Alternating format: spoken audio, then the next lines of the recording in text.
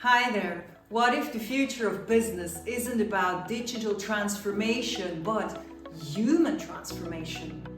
We've crossed the line, you see? Humanoid robots are no longer just fiction. They're actually here and they're real.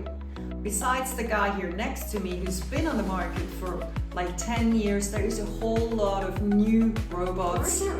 Humanoid robots, they're stepping into reception spaces, production spaces, or rehabilitation spaces. Not to replace us, but to support us and expand us. We're human, we're creative, we're strategizers. Now we are entering a new era of collaboration. Humanoids and Humans. That's the title of my keynote. I'm inviting you to join a thought experiment.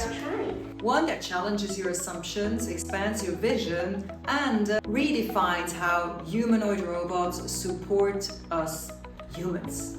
Humanoids and Humans. That's the title of my keynote. This isn't just the next chapter. This is the next frontier. Let's create it together. I'd love to say something. This guy likes to talk a lot, that's for sure. Great, thank you. That's good to hear. Robots, Humans.